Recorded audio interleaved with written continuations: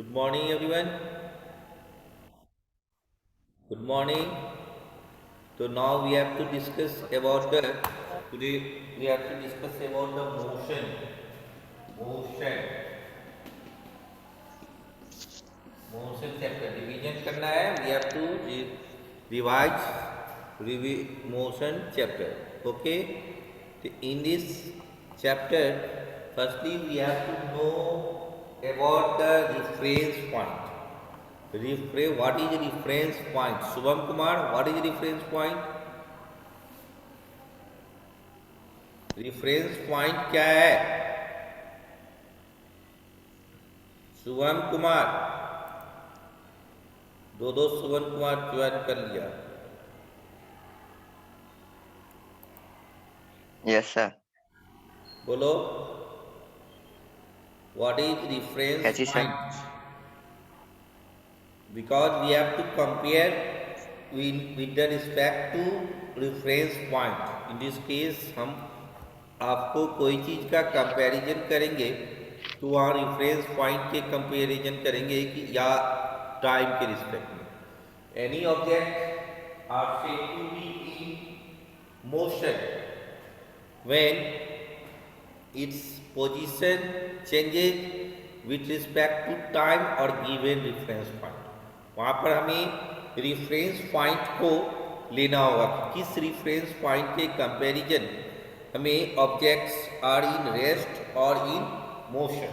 अगर वह कोई रेफरेंस पॉइंट एक फिक्स पॉइंट रेफरेंस पॉइंट का हम गिवन रेफरेंस जो पॉइंट लेंगे उसके कंपैरिजन अगर हमें कहते हैं कि वह गंदे बच्चे हैं तो किसी न किसी के कंपैरिजन लेते हैं कि वह गंदे है ना, या वह अच्छे बच्चे हैं तो हम कंपेयर करते हैं कि उससे उसने ज़्यादा मार्क, कोई ना कोई एक क्राइटेरिया लेते हैं, कोई ना कोई एक पैरामीटर्स लेते हैं, है ना. सर्टेन पैरामीटर्स से हम ये डिसाइड्स करते हैं कि that students are more intelligent than that person, that students. Okay, तो आपको सर्टेन स्टूडेंट्स किससे कितना तेज है उसके कंपैरिजन हम किसके रिस्पेक्ट ले रहे हैं.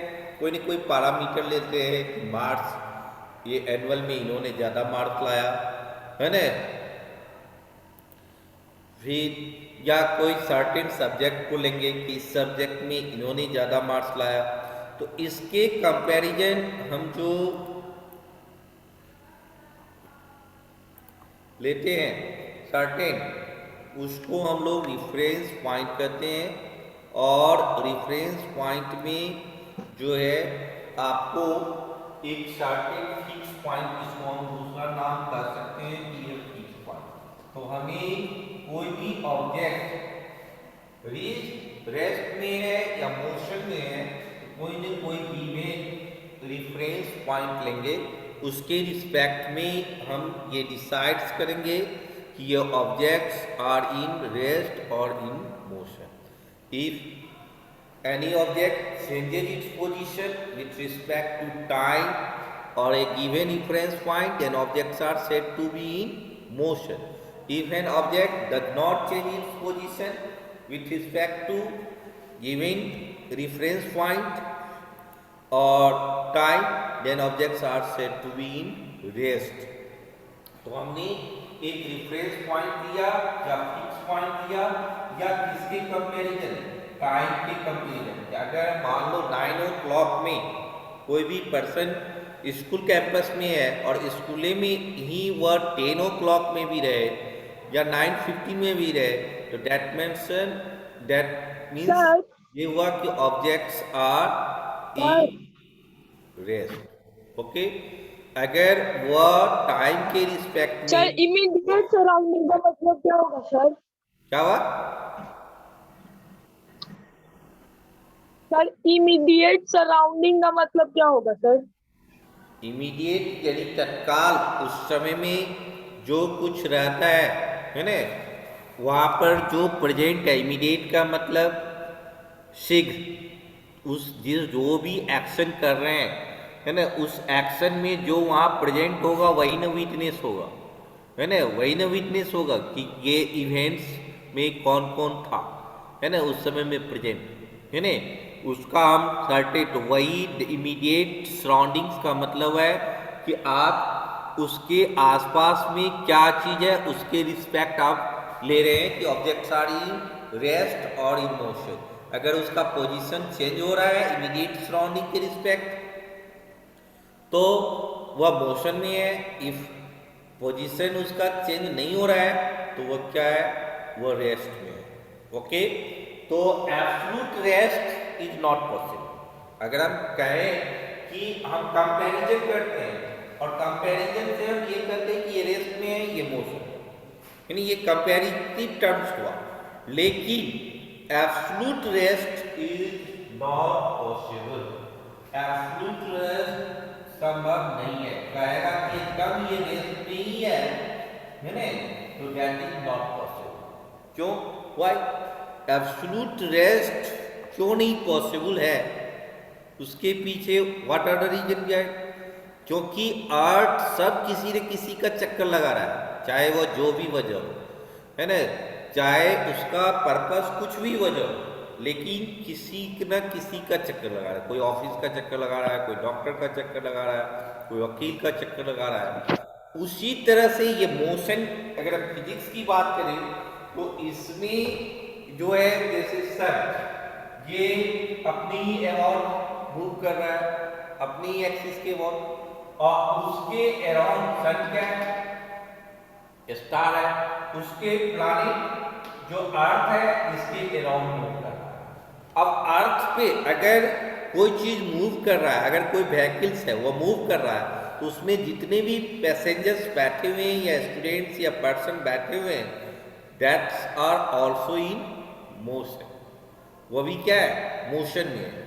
इसीलिए ना आपको कहता है कि चलते गाड़ी से आप अगर उतर रहे हैं तो आप गाड़ी के डायरेक्शन में ही जाइए, ये इनर्शिया ऑफ डायरेक्शन की वजह से। तो यहाँ पे अर्थ मूव कर रहा है और अर्थ पे ही हम लोग हैं, चाहे वह घर हो या हम हो या एनी अदर थिंग। तो जब अर्थ उस पे व्हीकल्स पर अगर कोई आदमी है ना, पैसेंजर्स है, व्हीकल मूव कर रहा है तो पैसेंजर्स भी मूव कर रहा है, वैसे ही अर्थ मूव कर रहा है तो उसमें जितने भी ऑब्जेक्ट्स है वो मूव कर रहा है, यानी वो मोशन में है। अब हमें रेस्ट में क्यों दिखाई देते हैं कि इधर का डोर का डायरेक्शन क्यों नहीं बदल गया, सवाल ये है कि बोर्ड का डायरेक्शन क्यों नहीं बदल गया, इस बोर्ड जिस डायरेक्शन में वो डायरेक्शन क्यों नहीं चेंज हो गया, तो चूंकि जिस डायरेक्शन में ये मूव कर रहा है अर्थ, उसी डायरेक्शन में वो भी ऑब्जेक्ट मूव कर रहा है और उतनी ही स्पीड से मूव कर रहा है, सेम स्पीड से सेम डायरेक्शन में, therefore that objects are assumed in rest, है ना, इसीलिए वो ऑब्जेक्ट्स क्या है, रेस्ट में। ओके, तो हम कंपैरेटिव वर्ड का यूज करते हैं यहाँ पर, ये रिलेटिव टर्म्स है। आज इस क्लास में कोई टॉपर्स है, मान लो कि 7 में सपोज करो कोई स्टूडेंट टॉपर है, तो 7A के बच्चे से हो सकता है वो कम मार्क्स लाया हो, तो उसके कंपैरिजन में वो टॉपर्स नहीं हुआ, है ना। अगर डीएवी खगोल में कोई टॉपर्स है और दूसरे स्कूल में इससे भी ज़्यादा मार्क्स लाने वाला है, इट मीन्स कि ये इस स्कूल के कंपैरिजन में टॉपर्स है, लेकिन दूसरे स्कूलों के कंपैरिजन में वो टॉपर्स नहीं है।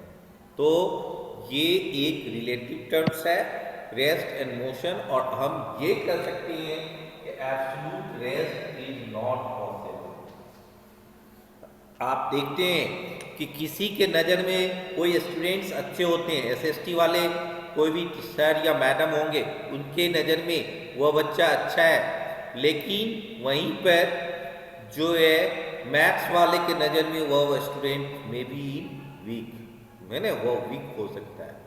तो ये कंपैरेटिव टर्म है ना, ये एब्सोल्यूट रेस्ट एंड मोशन। आप बस में जा रहा है, बहुत सारे पैसेंजर, वह एक दूसरे को देख रहा है तो रेस्ट में दिखाई दे रहा है। क्यों दिखाई दे रहा है, क्योंकि सारे पैसेंजर सेम स्पीड से जा रहा है, सेम डायरेक्शन में जा रहा है, इसीलिए वो रेस्ट में। लेकिन बाहर जो खड़ा आदमी है वह देख रहा है, जो बस मूव कर रही है, बस में जो बैठे आदमी है वो भी मूव कर रहा है, इट मीन्स बाहर वाले के कंपैरिजन में passengers are in motion, bus is in motion, whereas जो हमारे पैसेंजर्स, जो हमारे कलीग जो बैठे हुए पैसेंजर्स में, वह उसके कंपैरिजन में वो क्या है, रेस्ट है। एक ही चीज दोनों व्यूअर्स के, दोनों ऑब्जर्वर के रिस्पेक्ट में अलग अलग है। एक के रिस्पेक्ट में वह मोशन में है और एक के रिस्पेक्ट में वह क्या है, रेस्ट में है।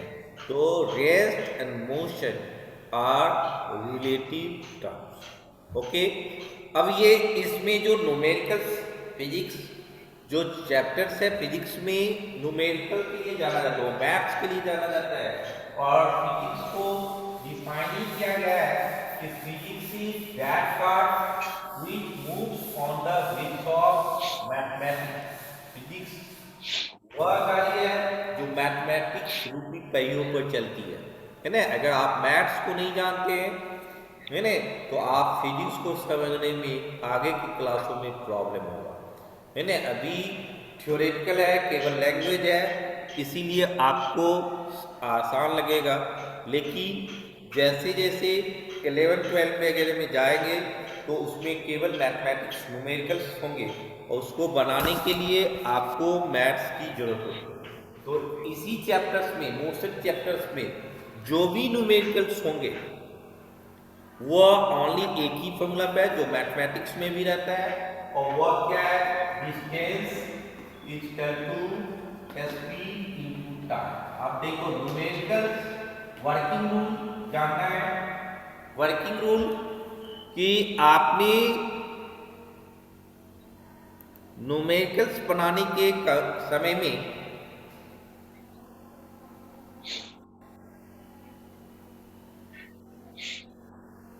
ये ध्यान रखना है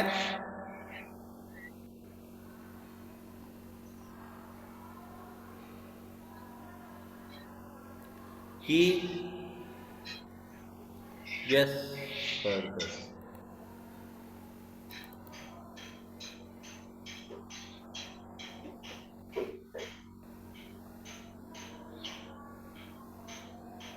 यस वर्धन सुनाई दे रहा है कि सोया हुआ है? यस वर्धन सुनाई दे रहा है?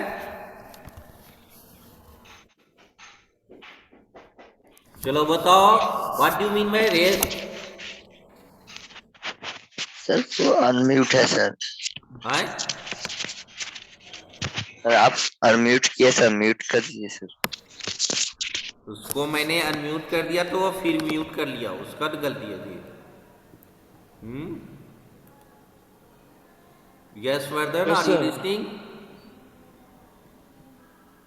Yes, sir. What do mean by rest? Define करो रेस्ट को। Sir, it is said to be, sir, it is said to be at rest with book देखना respect. नहीं है, आगे बुक रखो, बुक आगे रखो, बुक ऐसे दिखाओ बुक को। Yes, sir. बोलो, अब बोलो, what is rest? Sir, it is said to be rest the ob with the objects surrounding the time.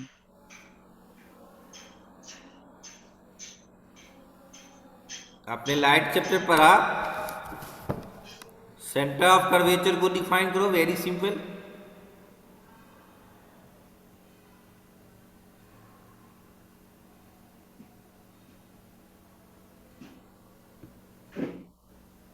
बोलो,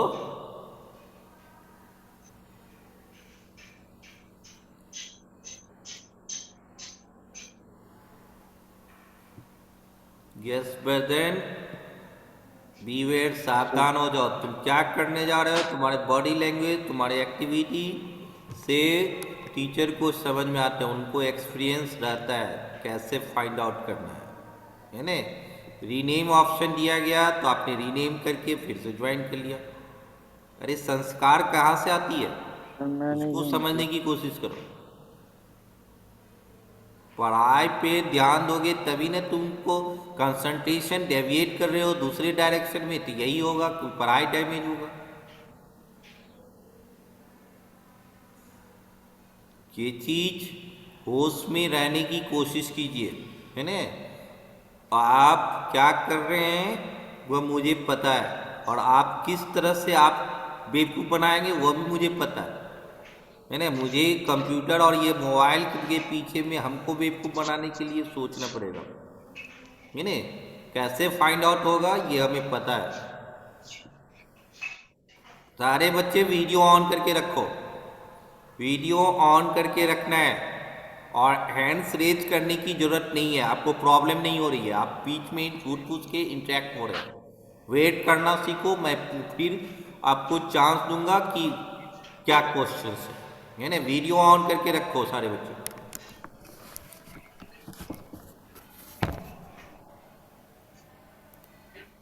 तो आपको मैंने रेस्ट और मोशन दो टर्म्स मैंने बताया, और उसको मैंने टाइम के रिफरेंस या इमीडिएट सराउंडिंग जो बुक में दिया होगा, या आपको रिफरेंस पॉइंट दिया जाता है। ठीक है, वीडियो ऑन करके रखेंगे सारे बच्चे, ठीक है। तो आपको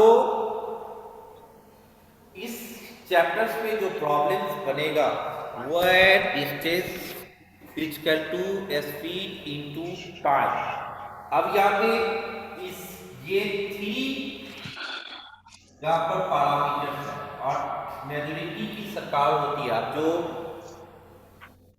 एसएसटी पढ़ते होंगे उसमें डेमोक्रेसी में मेजोरिटी बहुत ही बड़ी बात होती है, चाहे वह सपोर्ट में हो या ना हो, लेकिन अगर उसके फेवर में हो या ना हो, है ना, मेजोरिटी जिसके फेवर में होगी, है ना, वही चाहे वह गलत आदमी की उसी की जीत। तो इसमें आपको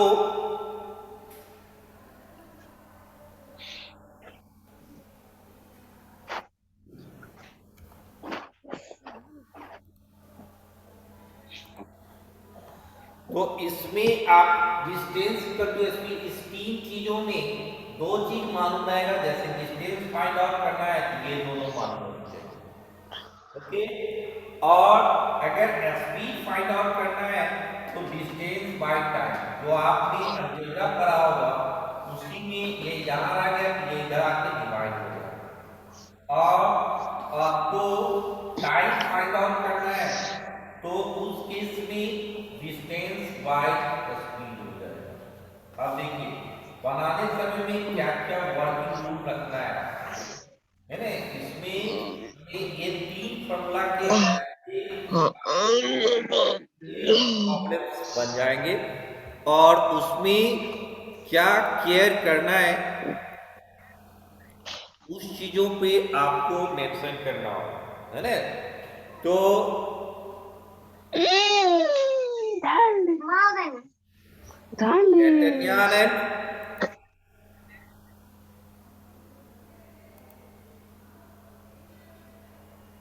तो इस जगह आपको ये ध्यान रखना है कि distance should be in kilometre. अगर वह मीटर में है वैसे SI unit of distance is metre. SI unit आपको सबको रखना है, यूनिट एक जैसा रखना है प्रॉब्लम बनाने समय में। तो एसआई यूनिट ऑफ डिस्टेंस जो होगा वह आपको मीटर होगा, ओके। और टाइम का एसआई यूनिट चाहे वह कोई भी सिस्टम्स हो, चाहे वह सीजीएस हो या एफपीएस हो या एमकेएस हो, सारे सिस्टम में टाइम का यूनिट सेकंड ही है। और डिस्टेंस मीटर हो गया, और यहाँ पे स्पीड का यूनिट जो है वह मीटर पर सेकंड है। अब तुम्हें फाइंड आउट किस चीज में करना है ये डिपेंड्स करता है, उसके अकॉर्डिंग आपको फॉर्मूला, उसके अकॉर्डिंग ही आप जो है वर्किंग कर सकते हैं। जैसे अगर आपको स्पीड किलोमीटर पर आवर में लेना है, निकालना है, अगर आंसर इज गिवन इन, वैसे अभी मीटर पर सेकेंड में लेंगे तो कोई काट नहीं सकता है, उसको कन्वर्ट करना टीचर्स का काम है। ये जो आंसर क्या है नहीं है ये तो बच्चे को पता नहीं रहता है, टीचर को भी पता नहीं रहता है। तो आपको कोशिश होनी चाहिए कि हमें ऐसा यूनिट में कन्वर्ट कर दें।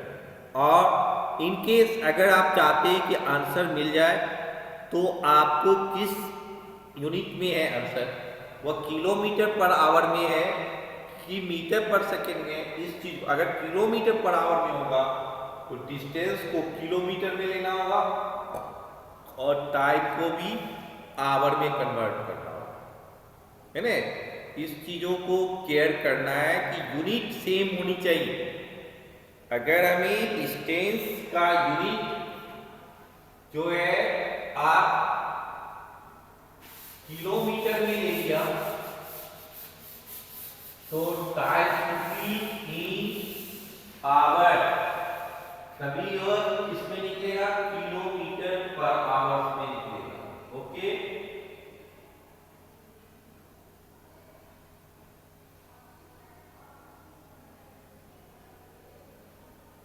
तो हमें ये ध्यान रखना है कि किस चीजों में उसका यूनिट रखा जाए। तो डिस्टेंस अगर आप किलोमीटर में ले रहे हैं, टाइम आवर में है, तो ये स्पीड जो होगा वह किलोमीटर पर आवर में आएगा। अब देखिए आप कन्वर्ट करने के समय में इस चीजों को ध्यान रखना है कि आपको यूनिट एक जैसा होनी चाहिए। और जिस यूनिट में तो आप 1 किलोमीटर कुछ फॉर्मूला 1000 मीटर टाइम 1 आवर, तो कितने सेकेंड 3600 सेकेंड, ठीक है। मिनट में लेंगे तो 60 मिनट। तो ये यूनिट्स आपको ध्यान रखना है और उसी के अकॉर्डिंग आपको प्रॉब्लम्स बनेंगे। क्वेश्चंस को ठीक ढंग से समझेंगे पहले कि क्वेश्चन डिमांड क्या कर रहा है। According to questions we have to give answer. Sir हाँ बोलो।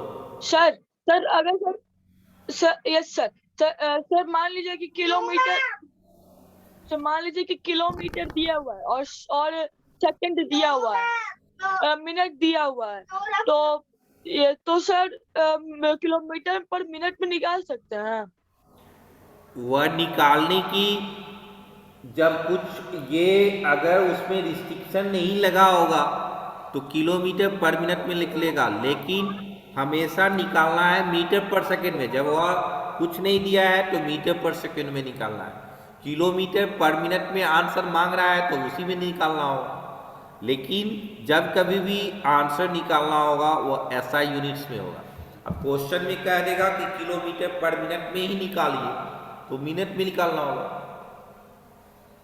ओके, तो अकॉर्डिंग टू क्वेश्चंस हमें उस तरह के वर्ड्स करने होंगे। ओके, और कोई प्रॉब्लम? जिसको प्रॉब्लम है एंड से रेज करेगा। प्रॉब्लम्स आपके बुक में दिया हुआ है, 5-6 क्वेश्चंस दिए होंगे। आप एक्सरसाइज के क्वेश्चंस में देखेंगे और उसके अकॉर्डिंग बोलो संगम सिंह क्या प्रॉब्लम है?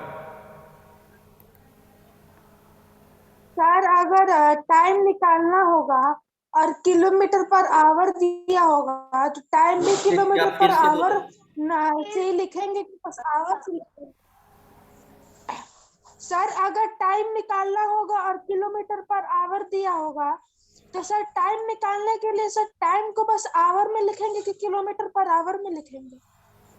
टाइम का ऐसा यूनिट क्या है? सेकंड। और टाइम जब भी होगा आइदर इन सेकेंड, मिनट और आवर, किलोमीटर तो नहीं होगा उसमें। और किलोमीटर पर आवर है तो वह यहाँ पर आवर में टाइम आएगा। वह आपको कोई भी चीज टाइम का फॉर्मूला ये है, डिस्टेंस अगर सपोज करो कि किलोमीटर में है और स्पीड किलोमीटर पर आवर में है तो ये आवर ऊपर चले जाएगा, किलोमीटर किलोमीटर कैंसिल हो गया, तो किसमें वो आंसर आएगा? आवर में आएगा आंसर। यूनिट सेम रखना है ना। अब यहाँ पर डिस्टेंस किलोमीटर है, यहाँ मीटर पर सेकेंड है, तब तुम्हें प्रॉब्लम हो जाएगी। तो इस डिस्टेंस को मीटर में बदलना होगा। ओके, तो ये चीज को आपको ध्यान रखना है। बोलिए और कोई प्रॉब्लम?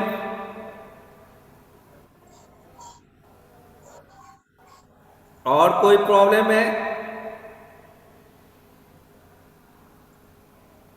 Yes sir. तो मान लीजिए कि एक बस जा रही है, तो सर बस का जो व्हील होगा वो मोशन में होगा कि पूरी बस भी होगी और अंदर बैठे हुए वो भी होंगे, जो ट्रैवलर्स है वो भी होंगे? बस में जितने भी पार्टिकल्स होंगे, जितने भी पैसेंजर्स होंगे, सब बैठा हुआ सब मोशन में ही होगा।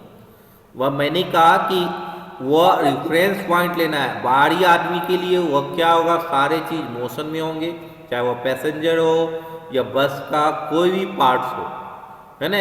उसमें जो भी पार्ट्स, आपका बैग भी रखा होगा वो भी मोशन में होगा।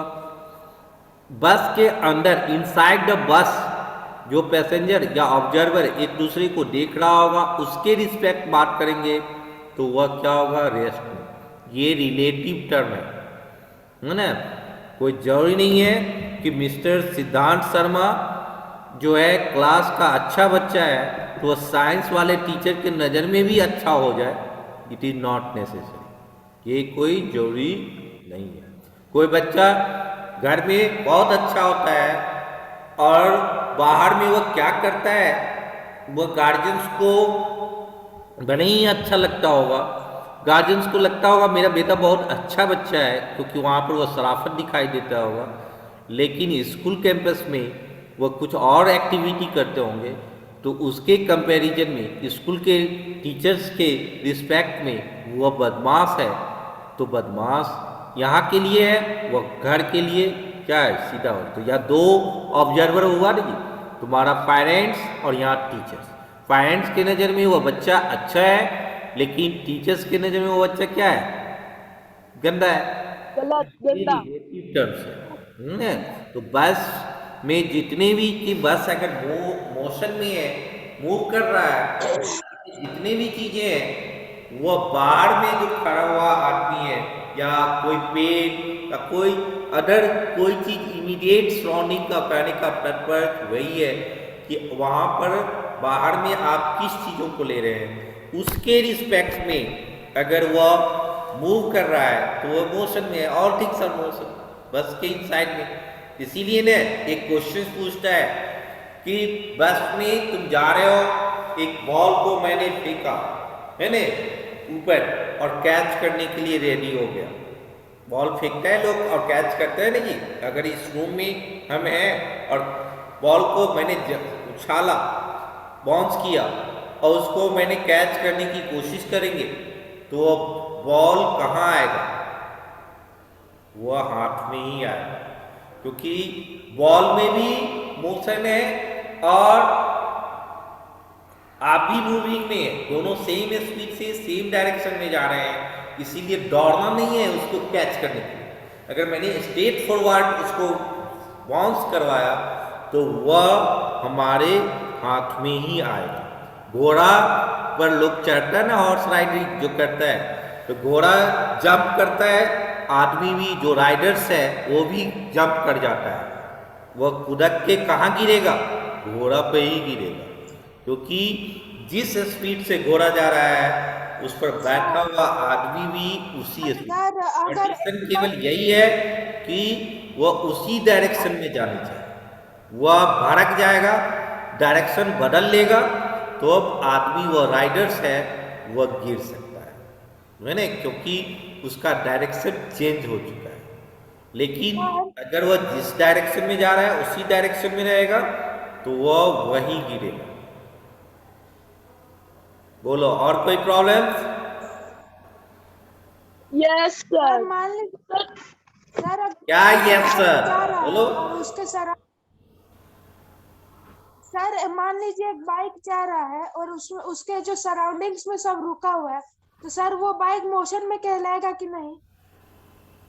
किसके रिस्पेक्ट? सर सराउंडिंग के रिस्पेक्ट में। तो सराउंडिंग तुम्हारा क्या है, रेस्ट में है क्या है, उसके कंपैरिजन में देखना होगा। सर रेस्ट में है सराउंडिंग से, तो उसके रिस्पेक्ट में वो मोशन में होगा। तुम दो फ्रेंड्स जा रहे हो, मान लो बाइसिकल से या बाइक से जा रहे हो, दोनों सेम डायरेक्शन में जा रहे हो, सेम स्पीड से जा रहे हो, तो एक दूसरे को देखेगा तो वह किस में दिखाई देगा?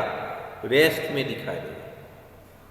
वही अपोजिट डायरेक्शन में जाएगा तो किस में दिखाई देगा? मोशन में दिखाई देगा, वो भी डबल स्पीड से दिखाई देगा, है ना, क्योंकि दोनों अपोजिट डायरेक्शन में जा रहे हैं। तो वह हमें सर डबल बात करना है, उस पर डिपेंड करता है। सर डबल स्पीड से क्यों दिखाई देगा अगर अपोजिट सर एक डायरेक्शन में बस जा जा रहा है? रहा है और Silence एक से लड़का। आप जब भी बोले आप अपनी स्पीकर के पास नजदीक से बोलिए। Yes sir. तो मान लीजिए कि एक बस जा रहा है, एक साइकिल वाला उसी के डायरेक्शन में वो भी आगे जा रहा है और एक साइकिल वाला पीछे की अपोजिट डायरेक्शन में जा रहा है और एक लड़की है वो रेस्ट में है, तो सर सबके सराउंडिंग में वो कैसे होगा मोशन में? सर सराउंडिंग जो तुमको न बाइसिकल लेना उसी है, के किसके पास पर जा रिस्पेक्ट रहा न है। लेना है। चार आदमी को कह दिया तो लड़की के रिस्पेक्ट में सब मूविंग में है, और वह जो कम स्पीड से जा रहा है उसकी और ज़्यादा यहाँ स्पीड पे भी निर्भर करेगा, डायरेक्शन पर भी नहीं है। सेम डायरेक्शन में जा रहा है, कम स्पीड वाले के रिस्पेक्ट में भी वह मोशन में है। सेम स्पीड रहेगा तब वह रिलेटिव वेलोसिटी 0 हो जाएगा, वहाँ पर तो रेस्ट में होगा। Okay okay sir. Yes sir. Last moment में ओनली 10 स्टूडेंट्स रह गया है ना, तो सर सोच लो इस क्लास में दोनों कितने अच्छे अच्छे बच्चे हैं ना। सर अब मात्र 18 बच्चे हैं। दिमाग में कचरा भरा हुआ है कुछ सर बच्चों सर के, आप भी तो एक हैं सर। है ना, जिसके कारण उसकी सोच जो है ना उसको डिक्रीजिंग ऑर्डर में ले जाता है। आप पढ़ने के लिए बैठे हो, पढ़ाई करना है ना, आपको कंसंट्रेट होके पढ़ना है, चैटिंग करना, इधर उधर की बातों में रहना, है ना। लोगों से मोबाइल दे दिया, गार्जियन तुम्हारे पीछे हमेशा नहीं ना रहेगा जी। अभी बच्चा है तो तुम्हारे पीछे है, कोई भी अगर होंगे तो कोई कंसस गार्जियन होंगे, लेकिन उनके पास टाइम नहीं है। आज भाग दौड़ की जो जीवन लोग जी रहा है, हाई पैसे की दौड़ में है ना, तो सभी आदमी एक इंगेज है। तुम्हें रिस्पॉन्सिबल होना चाहिए कि हमें क्या करना चाहिए। हमें अच्छे सिटीजनशिप बनना है, हमें अच्छे नागरिक बनना है ना, कुछ करके दिखाना है। तो तुम्हें कंसंट्रेट रहना सीखो। तुम्हारे ऊपर में कोई बंदूक लेके हमेशा नहीं ना रहेगा जी, है ना, कि तुम 40 मिनट रहो, तुम पढ़ने समय में ये चैटिंग नहीं करो। ये तुम्हारे पीछे कोई बंदूक रख के वो आदमी को रिफ्यूट करेगा कोई? हैं? सर सारे टर्म्स को बोर्ड पे लिख दीजिए सर, सबका मीनिंग लिख क्या हुआ? कॉपी में। सर टर्म्स को बोर्ड पे लिख दीजिए, मीनिंग लिख लूंगा कॉपी में। सर टर्म्स का मीनिंग्स टर्म्स को क्या लिख दे? बोर्ड पे सर लिख दीजिए सर, जो टर्म्स हैं कौन कौन टर्म्स लिख दे? सर जो इम्पोर्टेंट है। आपके लिए बुक में पहले से ही ऑलरेडी ये रिवीजन चल रहा है। जो आप पिछले प्रीवियस टाइम में आपको कोई न कोई टीचर पढ़ाए होंगे, आप रिवीजन वर्क चल रहा है। आपको जो भी प्रॉब्लम्स है वो दूर कर दिया जाएगा। कीवर्ड्स चैप्टर के पीछे लिखा हुआ रहता है। एटलीस्ट जो वीक स्टूडेंट है जिन्होंने समझ में नहीं आ रहा है वह उसको जो है कीवर्ड्स रेगुलरली याद करना है ना, हर एक चैप्टर्स पे कीवर्ड्स को याद कर लेना चाहिए, ओके है ना, एटलीस्ट तब आप कभी भी फेल्योर नहीं हो सकते हैं, है ना। और कीवर्ड्स में वैसे कीवर्ड्स का मतलब है शॉर्ट वे में वहाँ डिफिनेशन लिखा हुआ है इनसाइड द बुक, जो डिफिनेशन है और उसमें थोड़ी सी फर्क होती है, उसमें शॉर्टकट में लिखा हुआ रहता है ना। तो कीवर्ड्स जरूर याद कर लेना है। और जो सिलेबस है, सिलेबस एक तरह से प्लानिंग है, स्ट्रेटजी होती है कि हमें ये इस एग्जाम में ये पोर्शन आ रहा है तो हमें उसको पढ़ना है ना। तो उस चीज़ों को आपको ध्यान रखना होगा, am I right? क्लियर? तो आप कुमार पाठ तुमने वीडियो ऑन नहीं किया, तो कुणाल कुमार वीडियो ऑन नहीं किया, ऋषभ राज वीडियो ऑन नहीं किया, सुशांत कुमार यू ऑल्सो। इसमें लास्टली मोमेंट तक 4 बच्चे हैं वीडियो ऑन नहीं किया। What are the problems? Problems क्या है? वीडियो ऑन करके रखना है और आप अपनी सारे पोर्शन जो डॉट्स है वो आप हैंड्स रेज करेंगे, मैं जरूर आपसे पूछूंगा, ठीक है। आपको हमेशा क्लास के ड्यूरेशन में हैंड्स रेज करके आप इंटरेक्ट होने की कोशिश कीजिए, है ना। और इंटरेक्ट चैटिंग फैटिंग वो आपको डिक्रीजिंग ऑर्डर की ओर ले जाएगा, am I right? Have you any problems? Kumar Partha कोई प्रॉब्लम है? No sir.